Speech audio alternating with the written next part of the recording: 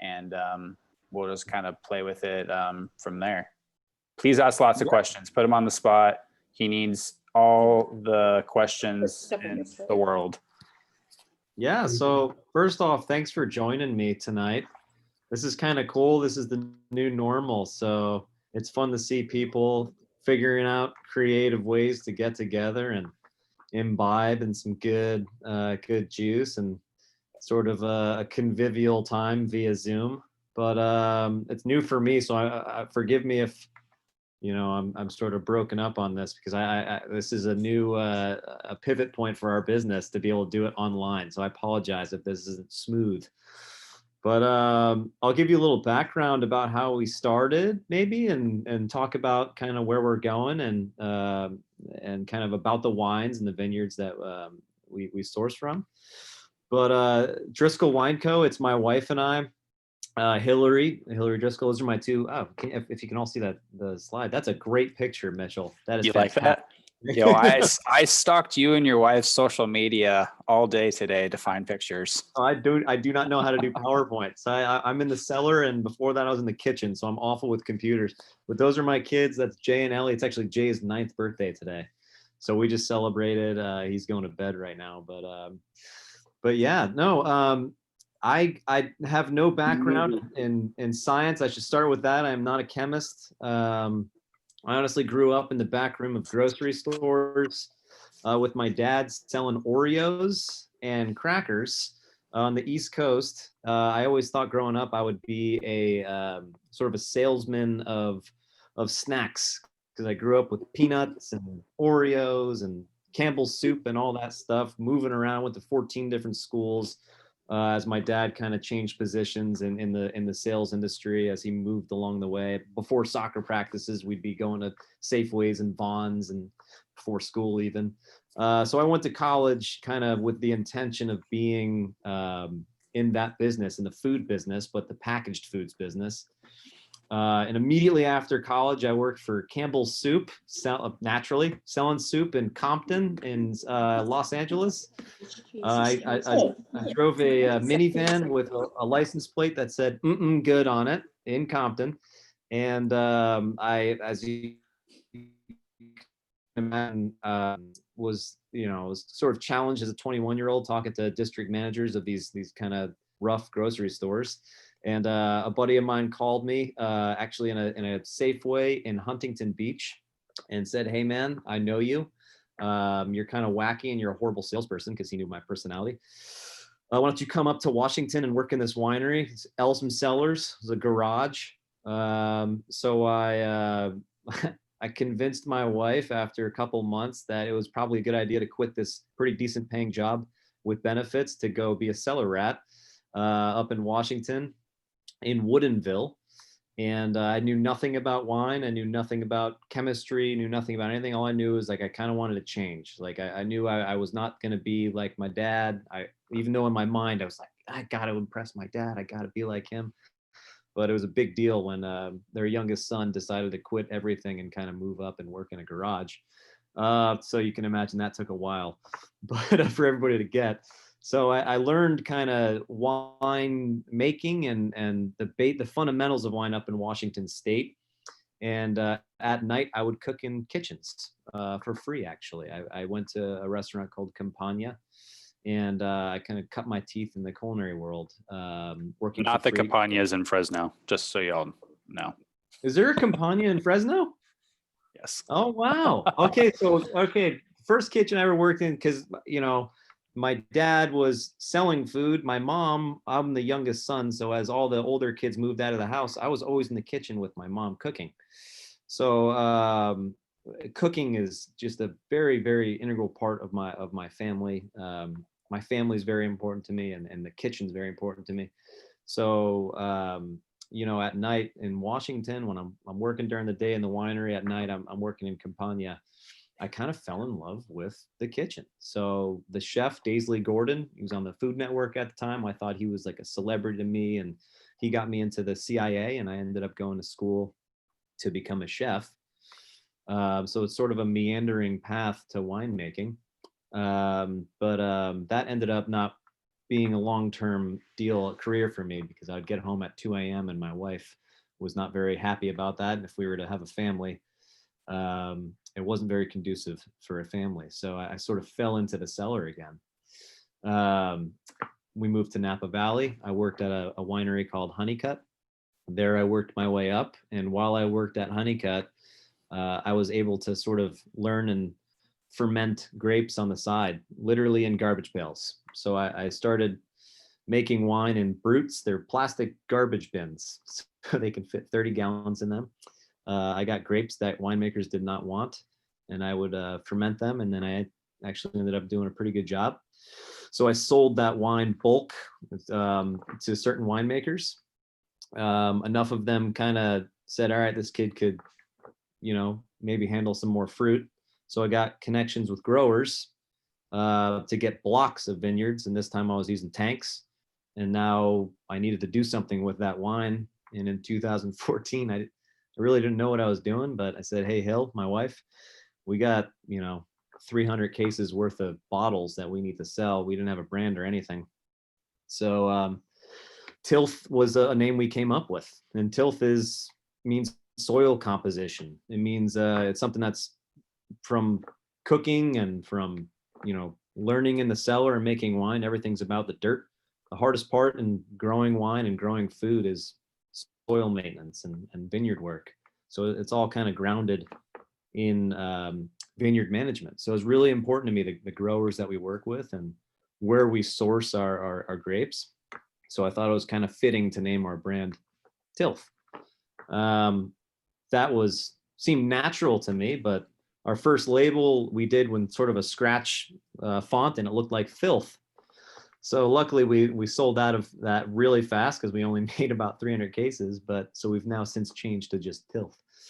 But the first grower I convinced was this Tilth Sauvignon Blanc. It comes from Burkett Vineyard in St. Helena. It's a 1 acre site.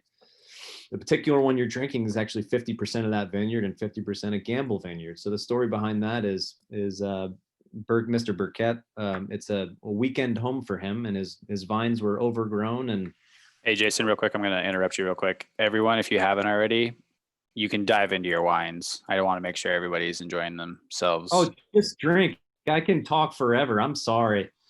I don't know how structured this is. I dug him out of the wine cave. I know he forgot to tell you guys to go. Ready, set, go. Just go. No. So no, Bill Burkett, not in the wine business, not a he purchased a piece of property in St. Helena with 1 acre planted, and about 85%, 75 to 85% of that vineyard is planted to Sauvignon Blanc, and the balance is to Muscat of Alexandria. It was all overgrown. It was right down the street from Honeycutt, where I worked at the time in the cellar. And I said, hey man, I'd love to learn how to farm, and I want to farm your vineyard. So he said, all right, in return for farming my vineyard, you could have the fruit for free. So it's an awesome deal. So I got to learn, and I also got to make a product that I was pretty proud of. And then time went on. That was 2014, and 18. I convinced Tom Gamble to sell me some fruit from Yountville, and now I make all my wines at Gamble Family Vineyards with Tom Gamble. So it's actually kind of a nice partnership. But so this particular wine, we harvest everything, and we press it in a bladder press directly to oak barrels. Oak and stainless steel. So neutral oak, stainless steel barrels, all 60 to 78 gallon drums essentially. And we just let that juice ferment in barrel and let it do its thing. I don't introduce any commercial yeast. We don't do any additives to this wine until right before bottling. So I kind of want to let that juice, that natural the fruit's perfect. So we really take care of this fruit. So when it comes in, it's clean. I don't really need to do much to it until bottling, and that's when we filter it, we cold stabilize it, and make sure that it doesn't go off in bottle. But it's kind of a fun expression of both AVAs, and kind of excited about it. It's clean, it's crisp, it's light. Just so everybody, Jason didn't really touch on it. Jason and his wife Hillary with Tilth, they don't own any of their own facilities. there's still such small producers. Jason and his wife got amazing relations, like he was saying, at Gamble. I'm sure most of you have heard of Gamble Vineyards before up in Napa. Dalton's, I'm assuming, Terry, Hudson family, like I know everybody has. So the fact that they've been able to cultivate this relationship and go up and, you know, contract out basically for space over there is just absolutely amazing. And everybody got the charcuterie boxes, correct, as well? I'm hoping I'm seeing everybody munch on the goat cheese as well as. Yes, so everyone got a charcuterie box with a double cream brie, a manchego, and a aged cheddar in it. And then it also came with olives, salami, some strawberries, homemade strawberry jam for them to use with either the manchego or the double cream brie, as well as crackers and some fresh fruit in there, including figs, grapes, and I believe oranges and a few other things. That's a hell of a charcuterie box, Brittany. Yeah. That's awesome. What? It was pretty good. That's so good. So can you talk to us about pairing? Yeah, Jason. What's that? Pairing. So how is everybody liking the Sauvignon Blanc right now? Nice, really Nice. nice. You Yeah. enjoying that one? I'm getting a lot of thumbs up. Yes. So Jason, from what you can remember out of that charcuterie box, because it sounds like a very good box, what would you really go with that Sauvignon Blanc? What would you be? With the your go-to? Sauvignon, so I, you know, with SB and you can, I mean, cashews, I love nuts with SB. I also, you know, goat cheese. I really like, it's hard to have that with a, you know, goat cheese is sort of a spread. So you can't really have goat cheese on its own. I understand that. But herbed goat cheese is my go-to. And what's everybody having right now with their, I'm sorry, to go off. Manteca. Yeah. So honestly, with, I can go like W set format and do like the, you know, ideal pairing, or we can be kind of just go pick and choose, start nibbling. Every wine, I want you for your own palate. Just see what works for your palate. To be honest, I kind of love that about pairings, is going back and forth. Because what I say would taste good, you may think I'm kind of, you know, unqualified, or you may agree with me or what, but it's pretty fascinating. The different components that come out, and some may actually make the wine taste poor, but it's good for you to know that. So go through, taste everything with every wine. I think it's super interesting. If there's enough, I don't know how much is there, but it's a fun experiment. That's my wife. That is your Bring wife. lady. Hillary. So Hillary loves the Chardonnay, so I figured that was appropriate for her to get her picture up on next to the Chardonnay. Hold on. So I was never going to make a Chardonnay. My wife loves Chardonnay. So That's enough. we I get heard someone cutting somebody off. That's hilarious. we source our chard. So again, this is a learning experience from the first vintage 14 on. So for instance, our Chardonnay, I got real lucky in the first few vintages making our, you know, bottling our wines. I got grapefruit. I got really clean ferments. And with the Chardonnay, I started in 2016 making chard. I got grapefruit, but I didn't know what the heck I was doing with it, because it truly is a winemaker's varietal. You, like, anything you do, you can showcase in chard. You can't hide it. So 2 vintages after, you know, I've first harvested chard, I decided, all right, I'm gonna pick nice and clean, so early, so it has bright acid, but I wanted to put it through malo. I usually do no malolactic, and the acid was just way too high. So 2018, I let it ride through most of the malo, and I sort of rounded it out, all in oak, but neutral oak. So my intention was to make sort of a Chablis style. I don't know if anybody drinks Chablis wines, but Napa Valley expression of Chablis. So I wanted it to be food friendly, acid driven, but still have that Napa Valley kind of roundness and fruit.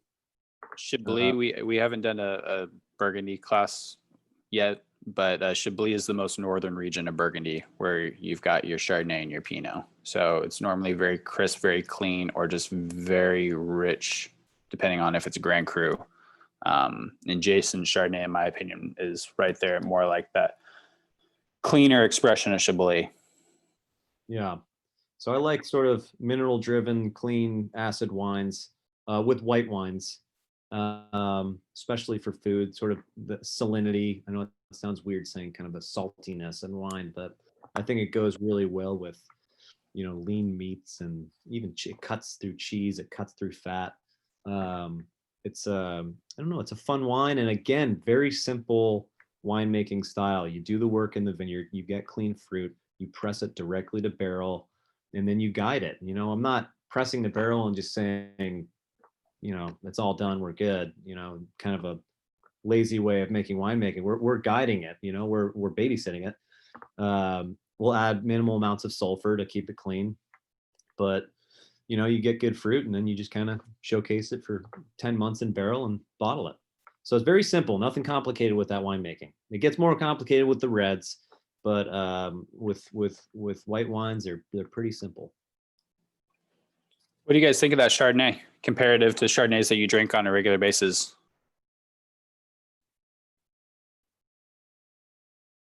The Barbosa family seems to like it.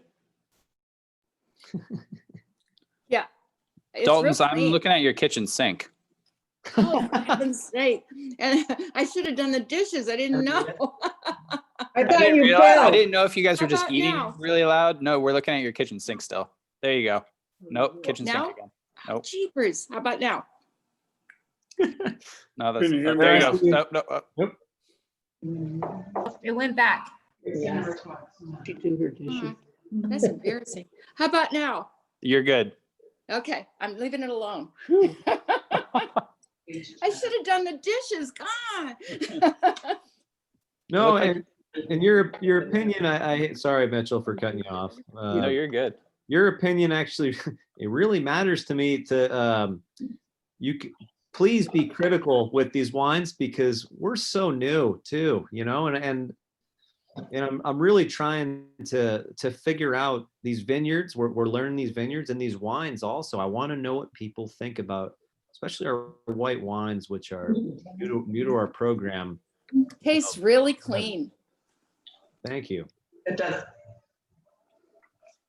You like this one? I like this one. Yeah. Sauvignon Blanc a little better. Yeah. Chardonnay. The Chardonnay does have kind of a light flavor to it. It's real good with the brie, because the brie is that, more fatty, I think. Yeah, kind of cut. Yeah, I love blue. That's true. So to kind of, Yeah. Jason, we've talked before about Chardonnay, but Chardonnay is such a neutral grape.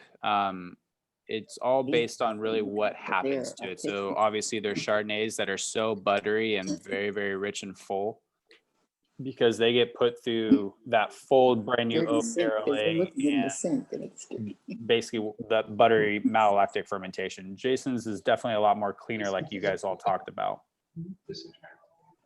So I made a lot of Chardonnay, a lot meaning not a lot in quantity, but a particular vineyard block of Chardonnay that I was nervous about, because I thought it was too big and fat. It had a lot of new wood on it, because I'm trialing different styles and trying to learn my way around Chardonnay. And I had Mitchell come over, and in my mind, I'm thinking this thing is just massive. And I get in my head about it. And I had Mitchell come, and he's like, dude, this is like super lean and acid driven. And this is like, what are you talking about? I'm like, all right, well, man, I just got to stay out of my head. We all do that. All right, we're on to the Pinot Noir.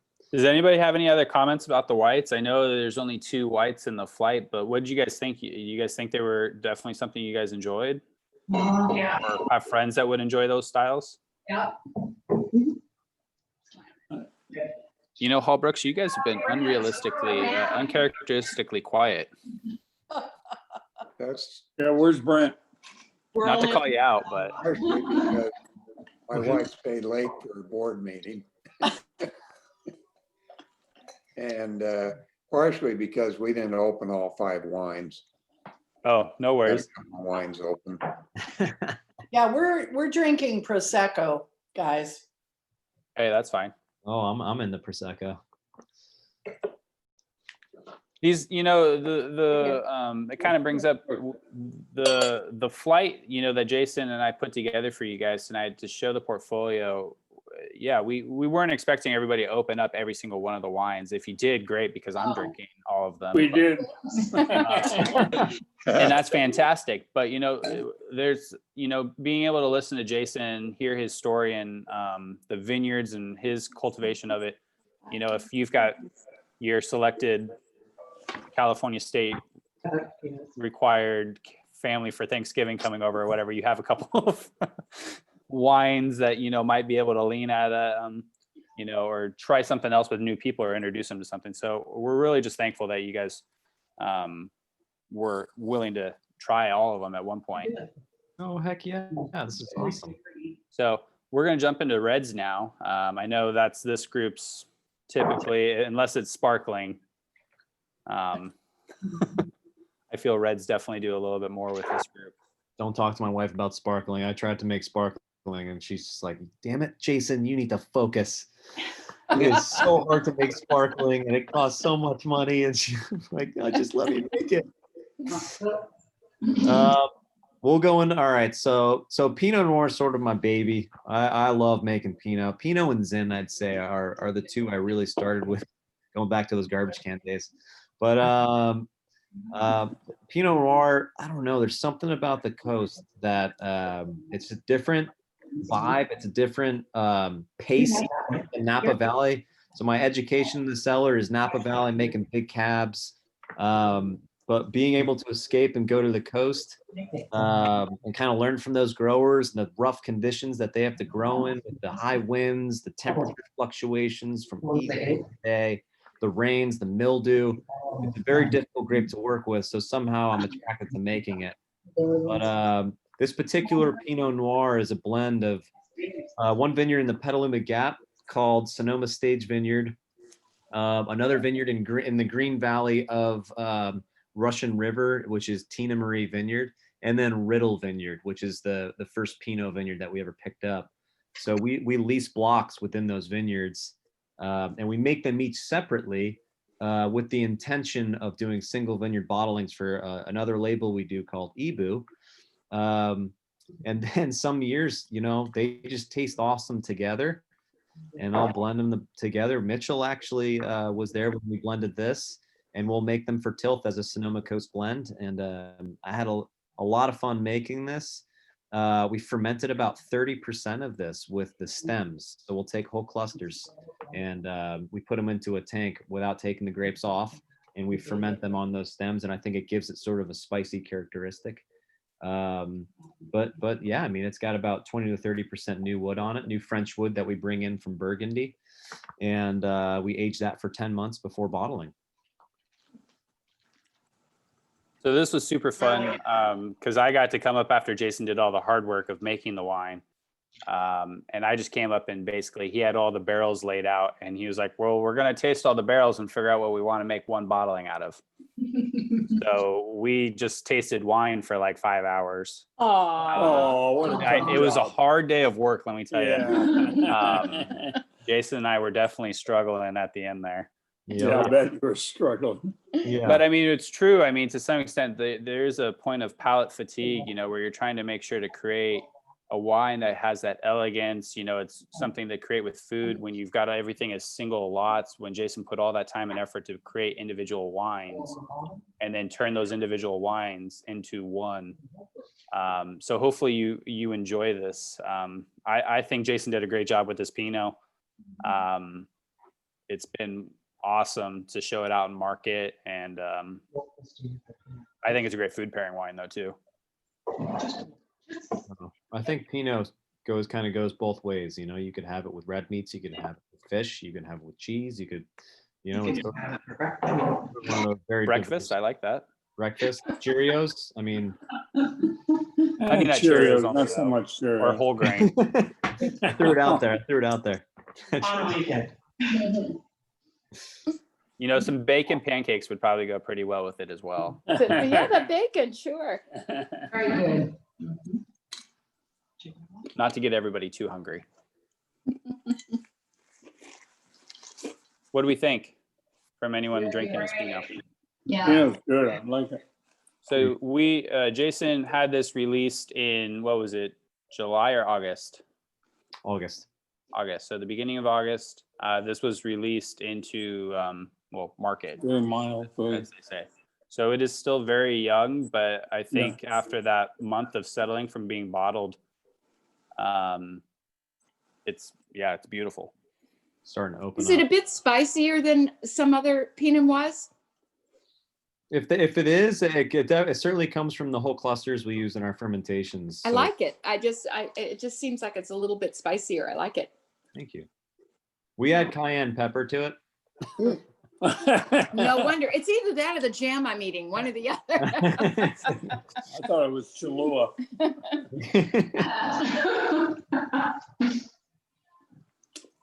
Jason, what about, you want to talk just kind of a funny story on your bottling of this with the label and everything with being, I'm going to bring that up. So Just 'cause there's it's a funny story. couple bottling debacles happen. So Debacle. Mitchell, yeah. So Mitchell comes and I'm trying to I don't know, you want things to be buttoned up when you have someone visit the cellar on the production side and you want everything to kind of run smoothly. And it's a lot of pressure and we've made the wine, we've blended it, we've done all the difficult work, we think. I order the labels, using a new bottling company to help us bottle our wines. It's a mobile truck that comes in. This is kind of normal in the valley is you have mobile trucks come in. Very few wineries actually have fixed bottling lines these days. So this brand new mobile bottling truck comes in and it's super fancy and I'm very excited. The reps from Italy are there kind of inspecting the Italian equipment. Well, I give him my labels and he says, well, your labels are the wrong way. And labels cost a lot of money. But they were wound the wrong way. They had to be, so that if they were to come off on the label, they'd be backwards. So immediately, all right, this is not the best start to the day. So we're bottling shiners for this particular wine. The labels didn't get to be put on. As they're bottling the wine and corking it, they are going at such a pace that the people packing the boxes could not keep up. So there were literally cases of wine shattering, flying out of the truck. I think Lucille Ball did one of those episodes. Seriously though, it was like something out of the cartoons. Just I know I saw Lucy doing that. Mitchell, is this what you were telling about at one of the other, before we got on Uncorked, and you were telling about the poor vineyard that had this happen? I'm assuming this is it. This is Jason. Oh, I am so sorry. So sorry. So it's not over. We get through that bottling and I have to, you got to keep composure because, stuff happens. It's not the worst, especially, we bottled right when COVID was going on and there were some people that were not there because of COVID. So COVID is still happening, Jason. No, but it just started. A couple more weeks. So the truck picks up our pallets of wine and ships it to the warehouse. The warehouse that stores our wine for fulfillment opens up the back of the truck and all the pallets are tipped over. Oh, no. So we had about 1,000 cases of Pinot Noir on its side. And luckily for some reason, nothing broke, but they had to repack all the boxes. So I'm just wow, I must have done something wrong this year. I'm getting all this. Bad karma. Seriously, it was just bad karma. Did they have labels by then? No. So we labeled the wines because they shipped them unopened. They labeled the wines the next day. So because the new fancy truck showed up and they had their spinners go opposite than where Jason normally gets his labels printed, once they showed up to the warehouse and whatnot, he had to have them all hand labeled. So fancy stuff isn't necessarily the best. So the wine that you're drinking that Pinot out of is a hand labeled bottle after it got shot out of a truck. Someone caught it, luckily. That's why it's so good. Oh yeah, or bad because we threw it off the bottling line. You got that beautiful little shake in there, and now it's great to go. It's really good with the fig. The fig? Oh, good. Yeah, I've been having the fruit. It's really good. Yeah. But Jason, what is the picture of you okay? Of you tasting your? Is there? You got a picture of me drinking wine? Let's see it. Are you just not looking at your screens or what? Oh no, because there's pictures of people. Like everybody we're talking to is covering me right now. And this, yeah. Oh, there you go. I see it. I see the picture on the bottom right.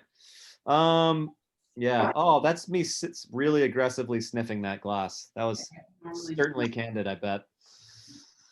So the Zin, this is actually a really fun wine to make. This is kind of our expression of the Wild West. We source from vineyards all throughout Northern California. Old vine vineyards. So vineyards, average age of 80 years, some of them over 100 years old.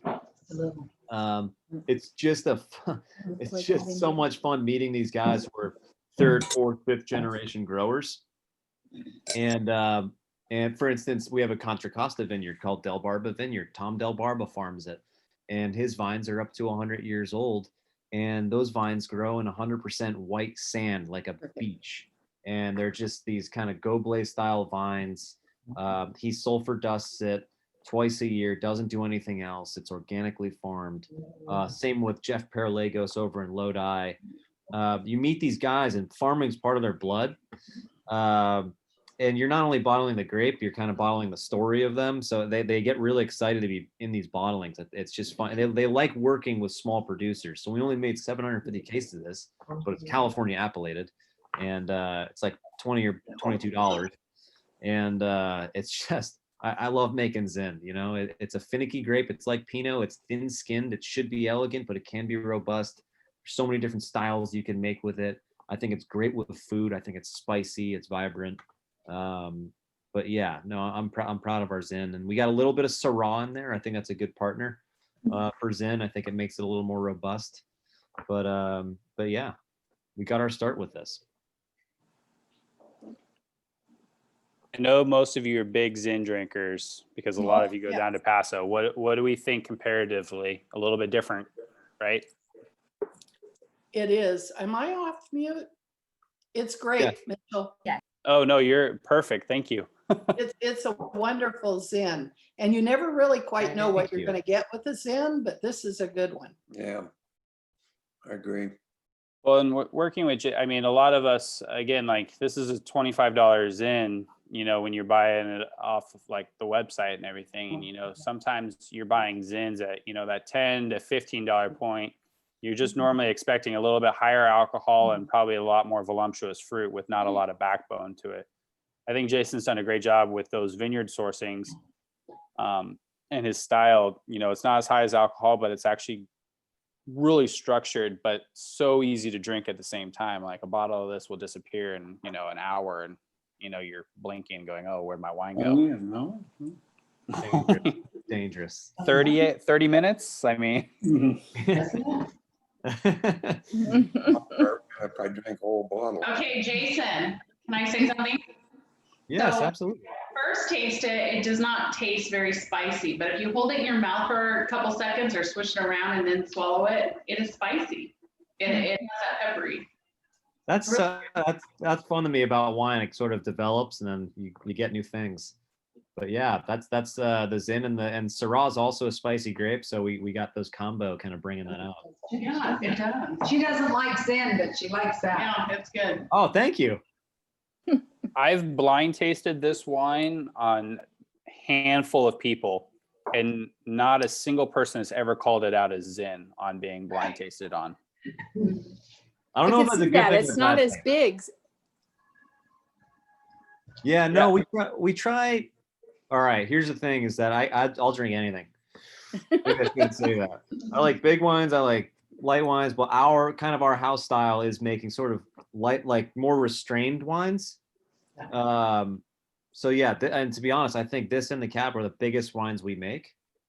But it's not as big as some Zins, but it's more complex. When you Thank you hold very it in much. your mouth, there's a real nice complexity. I like it. Thank you. That's my wife. Yeah. We actually took Zen off our to-do list, but this is one worth drinking for sure. Thank you very much. No, you could drink a bottle of this easy. Like I said, an hour goes by and all of a sudden the bottle's gone. And where did it go? This is one of those wines. Yeah.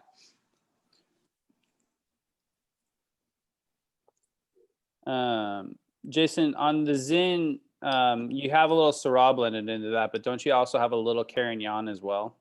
Yeah, we get it's a dabble of a Carignan from their 85-year-old vines from Poor Ranch in Mendocino.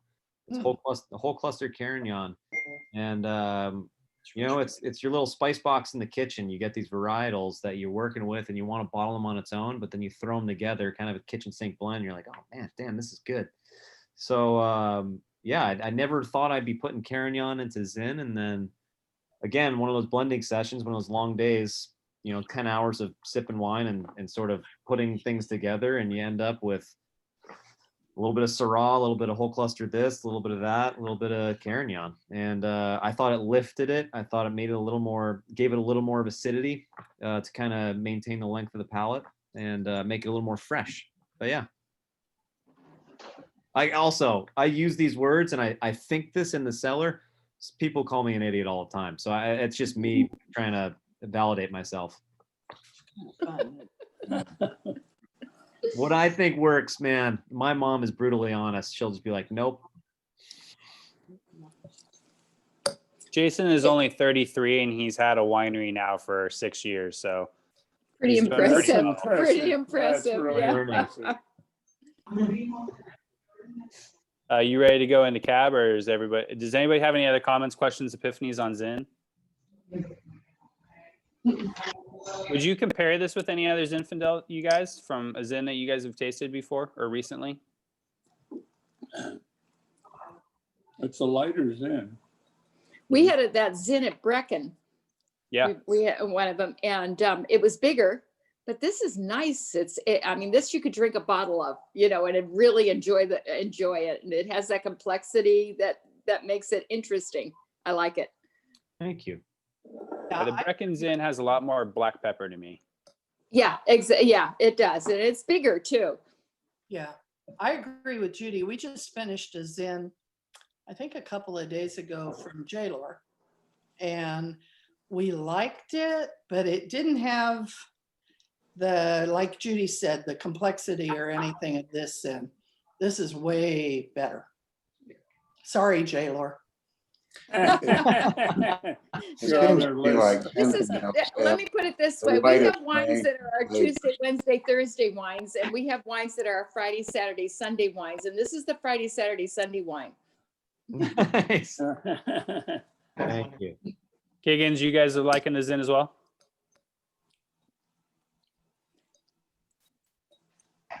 I just saw your chat.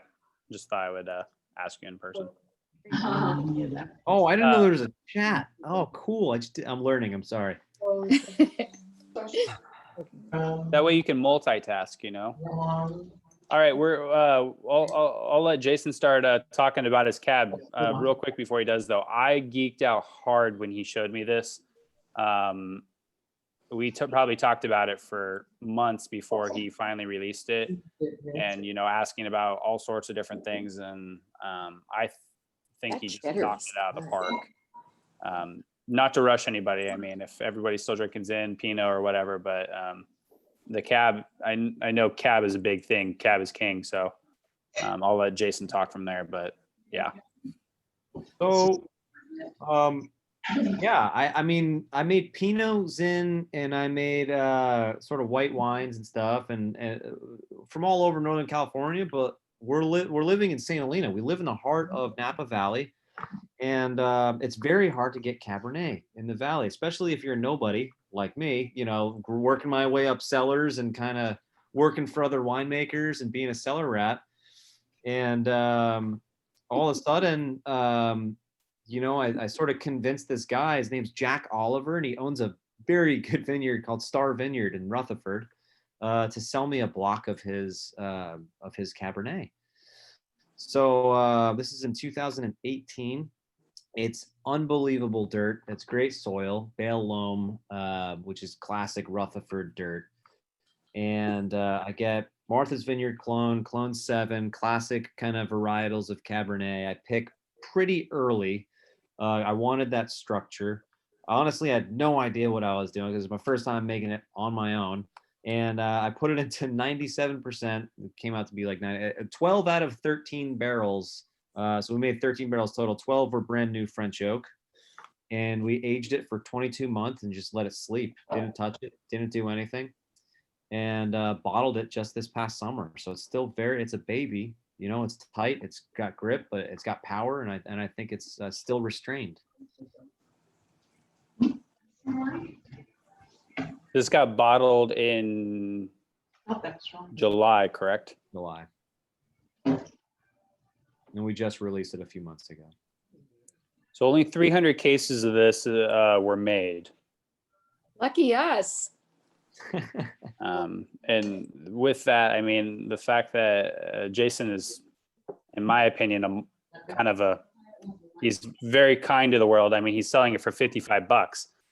Like, I mean, most Napa cabs are, anything from 70 plus. What do you think? You can hate it. It doesn't hurt my feelings. It might hurt Jason's. Don't hate it. Bruce is like, this is my very favorite. This is my wine out of what we drank tonight. I love this cab. Thank you very much. Can't wait to try it because cab's one of my favorites. Open it up right now, Brent. We'll wait. We'll wait. Oh, are you going to be over in about 5 minutes, Jude? You betcha. We'll have finished this one by then. Yeah, you can do it. Brent, make It's sure to almost pop that gone. cork on that cab at your house. Then that way it gets a little airtime in there before the Daltons show up. Yeah, you got it. Thinking I'm not sure I want to be responsible for them driving home afterwards. We could walk. Yeah, we're Terry, what pretty close. are you guys thinking over at your house? I have a golf cart. I'll come pick you up. This is my favorite. The That's cab your is my favorite. Yeah, there Wow. you go. Mhm. That's great. Hudson household. Terry what knows are you stuff. thinking? It's fantastic. We love it. Really good. Cab is good. I would usually pick the cab, but I really like the Zin better than the cab. You did, huh? That's awesome. I mean, they're both good. They I are. love hearing that. Ernie, what are you doing? So you got to prod these questions. You want them to. You're just so used to being alone in your cellar. I don't know. I don't sell wine. I just kind of tinker around and make it. We're kind of the same way since COVID, Jason. We're alone in our cellars. Yeah. Yeah, we're in our cellar too. Probably getting to that point where Luckily. everything's tasting pretty good. Yes. That's good timing for me then. Jason or Mitchell, I have a question outside of this. Have you guys heard of the Angel Wines or the Naked Wines company? Yes. Yeah. So we joined that or whatever, and it's supposedly independent winemakers that make small batch wines and stuff like that. We found some great ones, I think. Are you on there? I'm not. Mitchell, can you speak to that? Do you know more about that brand? So Both Naked brands. Wine Club is a club of collaboration of smaller producers that are trying to create natural and more like biodynamic and like organic wines. Yeah. From what I remember. When I was working at Total Wine, I was approached about the club with stuff. And unfortunately, I'm really happy that you have a good experience because my experience was kind of the opposite. The reps for those clubs that were We did that too. We didn't care for it. talk about it, they were extremely pushy and they they weren't very forthcoming on information. So I just didn't really like the secrecy and like the non-transparency that they were giving me at the time. But I've heard that they have got some amazing wines in their program. So that's awesome to hear that they're working out for you guys. Yeah, Cool program. some really good wines through Their there. wine club. Mitchell? Yeah. I have a question that kind of hangs in with the one that was just asked. Our daughter is a young woman, doesn't have a lot of expendable income, but adores wine. And she was looking at that wine club that Linda's daughter was looking at. Other than that one, is there anyone that you can recommend to her? I promised I'd ask tonight. What's the price point of the wine club, if you don't mind me asking? Well, you pay $40 a month, and then they like Wow, take that's $40 a month, and then you can buy wines. They always give you a free bottle with every 12 bottles or something like that. You can buy bottles as low as $10 and as much as like $50. I get, well, probably more, I guess. I don't look that high. wow. Yeah, it's the unknown that made me nervous for our daughter, because she doesn't have a lot of expendable income, and I know she wants to be in a wine club, but I just wasn't sure if you had a recommendation. Just out of curiosity, what do you think her monthly budget is? I would say she could afford Naked Wine. She could afford that wine club. At about $40 a month? Yeah. Where does she live? Where does she live? Yeah. Here in Fresno. If she's doing $40 a month, honestly, like something local, and I think he does a really good job of selecting some good wines. I would talk to, well, actually a couple. I would go down and talk to Darcy at Sam's Deli. Okay. And just say, hey, look, at the beginning or however she wants to spend it, this is the style of wine. Those guys are great down there. Yeah, These are the kind of wines I want to think about. This is what I'm looking at. This is my budget, and if $40 is, she wants to stay at, 3 bottles of wine, for those $40 or whatnot. They've got a ton of selection of domestic and okay, so he'll do both international and domestic. Mm-hmm. That's cool. That's cool. I was wondering that. That would be great, because you're right, Sam's Deli is top And notch. I'm giving Jason a little bit of a plug there because they sell Jason's Pinot there. Oh, look at you. Last week we just brought in Jason's Pinot. Pinot is one of her Where do favorites. they sell the Sauv Blanc? They didn't end up bringing it in. As of right now, I think only the market on the west side of Herndon and West actually carry the Sauvignon Blanc. I will actually be in Fresno this next week, and I will be going in there to talk to the buyer to see if he actually did bring it in like he told us. Can you let Where us? can we get, oh, go ahead. I'm sorry. And she can email us. I could do that, or Jason also has his website. You guys can buy directly from that. And Oh, good. That's my question. Yeah. tonight we have a little discount code as well for any additional purchases and all that kind of stuff for you guys for 20% off all wines. Yay! Off Jason's website directly. Barbosa family. I will email you all the link and the discount code at the end of the night. Thank you, Brittany. Thank you. Carrie household. We might not remember. Do you guys have a question, comment, concern, I epiphany? haven't drinking at all. Oh, Just, have you heard of? Yeah. Ramos Torres Winery? They're a local winery. The which one? Sorry, you broke out just a little bit. Ramos Torres Winery. Yes, I have heard of them. You like their wines? I actually really do enjoy their wines. Yeah, they're a local one out of Fresno there. I was selling them when I was at Total Wine there in Fresno. They're pretty solid. They had a Super Tuscan that was really, really nice. What name? So I do like, I I liked like their it. wines. I did like them, so that was yeah. a good winery that, yeah, I would suggest. Yeah. It's not super expensive to join their membership. No, a lot of the local wine clubs in the Valley are definitely going to be a lot cheaper than in Valley, I mean Central Valley. They're going to be a lot less expensive than like if you were to go Paso or like Napa. for any individual wine club. There's honestly so many clubs out there now. I'm a club member at Som Select. So Ian Cobble is the master sommelier that curates this monthly release, and you can either do the buku expensive one, which I do not do because I do not have that much income, versus like they do like 6 bottles that are normally average about $20 a bottle. But they're curated by a master sommelier. So it's kind of fun to blind taste and do all that kind of stuff. But yeah, there's so many different clubs out there. For me personally, it's hard to be a club member, sorry, Jason, at any one individual winery, just because I want to taste a bunch of different wines. I get I'll definitely support a winery when I love their wine, and I will buy their wine regularly. But me and wine clubs are difficult. And I've sold a lot of wine clubs over the years. I'm the same. But the pickup parties, Mitchell. Totally, but COVID has denied me good pickup I was parties. ruining the parties. Does anybody have any other questions on CAB before we move on to anything else here?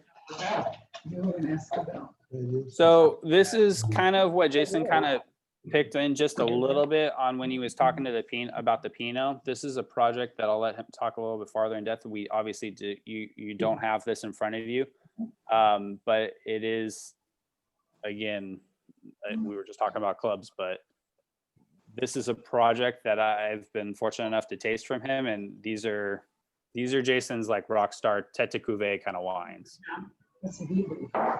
So yeah, so Ibu, it's French for owl, and it is we take basically 3 barrels, 2, 3, sometimes 4 barrels from each of the vineyards we source from on the coast, and we put together the best blend from that vineyard. And we bottle that on its own, unfiltered, unfined, kind of that pure expression from that particular vineyard. It's started off as like a barrel project, and then has grown to sort of, a couple barrels. It's sort of a passion project. So Tilth we sell kind of in different states and all that, and then Ibu we sell just through our mailing list. But this is sort of, I don't know, this is kind of what I'm most proud of. I get to really express myself with these wines. And it's just fun. It's just so much fun being able to put a couple barrels together in a particular bottling. So yeah, I think it separates itself from our Tilth wines. But all of our Tilth wines are made from these wines too. It's the same family. It's just we just take a couple barrels of each, and they get their own special little bottling. But yeah, you're such a modest winemaker on that. These are just super cool and geeky. The fact that there's like 50 to 75 total cases of each one of these lots made. So when you hear, some of these winemakers, or when you're at wineries talk, we only sell this, out of our winery. Well, Jason doesn't even have a winery. That's how small he is. So he can't, you can't go and talk to him at the winery as much as he would love to be able to have that, but he's got this mailing list for these. So if you've got yourself or that want that Pinot that is single block or Syrah, these are definitely wines to definitely try. They're $50 a piece. And they're just gorgeous expressions of wine. Thank you. I gotta, help I don't.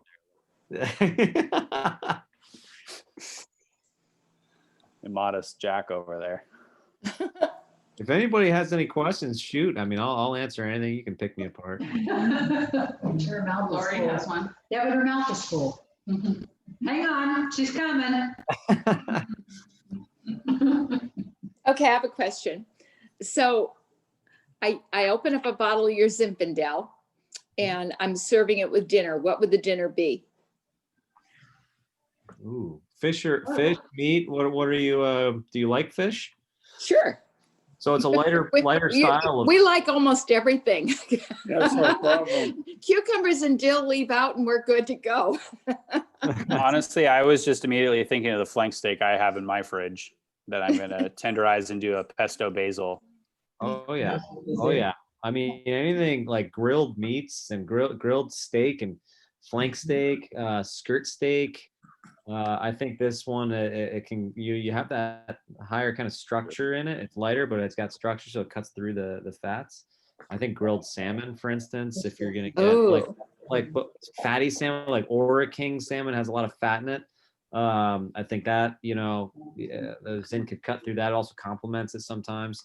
But again, I'm a salmon eater, so I'm a salmon eater. I'm also like flank steak. Mitchell, do I need to drive to Sacramento right now? No, this is going to happen on Saturday. So if you and your wife want to come to Sacramento on Saturday, I'll be there. Yeah, man. I just had a turkey burger, which is so boring. But come on, chef, you should have seasoned that up a little bit. Man, no, but yeah, no, yeah, I would say, I would go protein though, grilled protein, but yeah. Or mushrooms, like portobello mushrooms. Portobello mushrooms. Okay, we like that too. Yeah. Portobello. Beef. Did I hear roast beef? Yeah, you season your turkey burger with some beef. Oh yeah, I should have. It was so bland. I should have just thrown some meat on it. Some turkey pastrami or something. There you go. Veggie burger.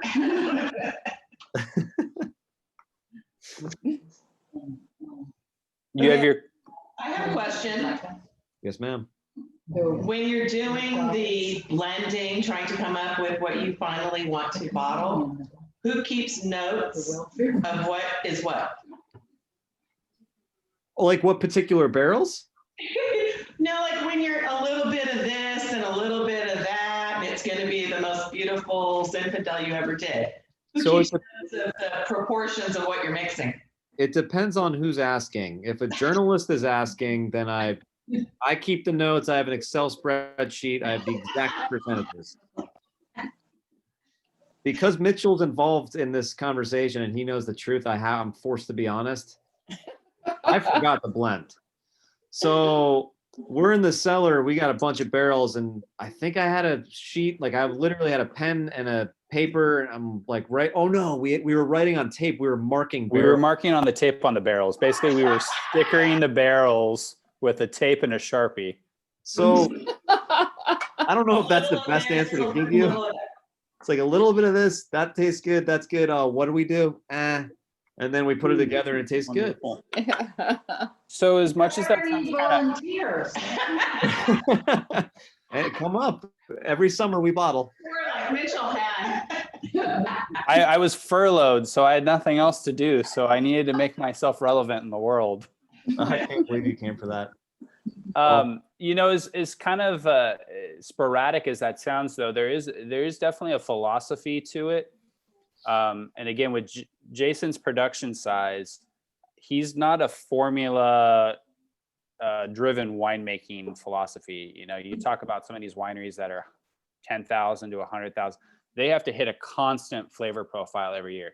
Right. Versus Jason will have different variation vintage to vintage. Ultimately, his style is going to maintain the same, and that's where his constant is. Versus, you're not always going to just be blueberry pie and marshmallows every year or whatever. Mm-hmm. I don't know why. Vintage to vintage, and I don't know. I kind of touched on it before. Is I'm not a chemist.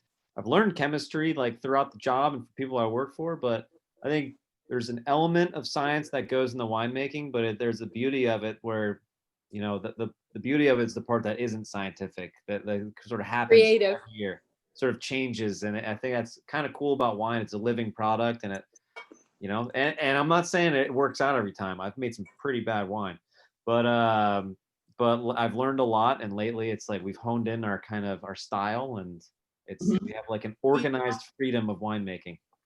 The thing about you, Jason, Uh-oh. is that you have to start fresh every year because every grape is different every year.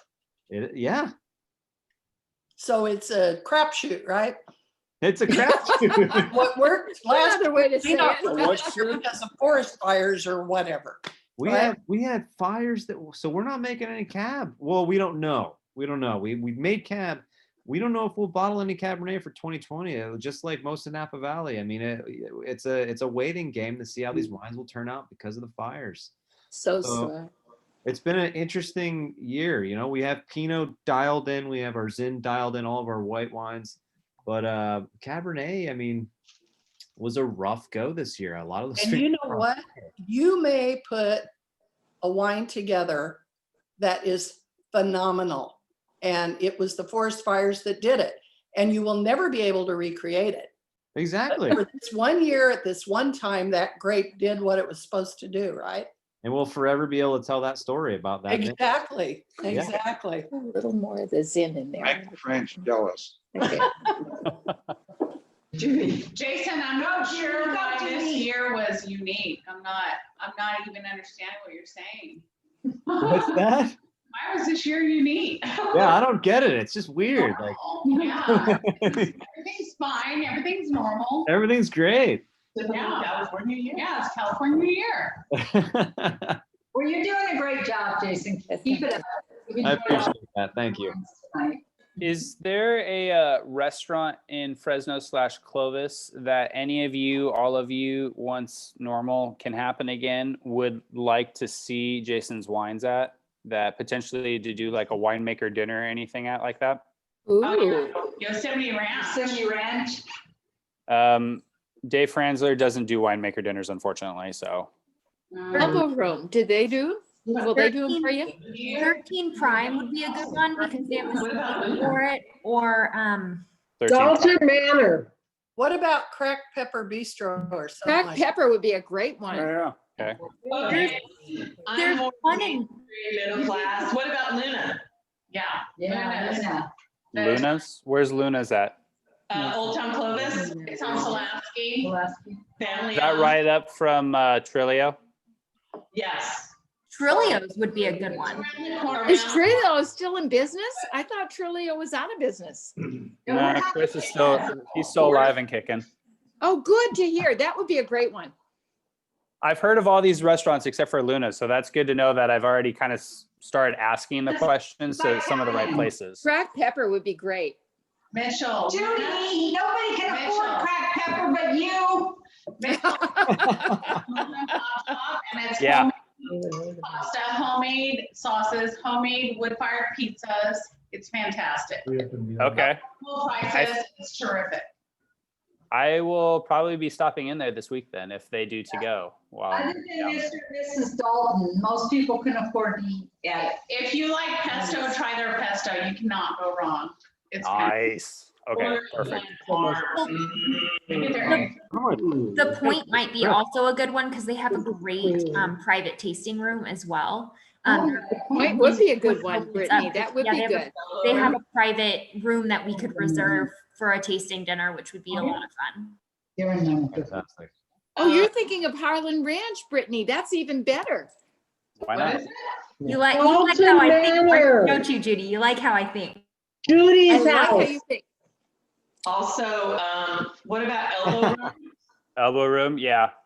Are you They sure I'm unmuted? they potentially on Tuesday. I'm meeting with the owner Mike, and he's planning on bringing in a Sauvignon Blanc.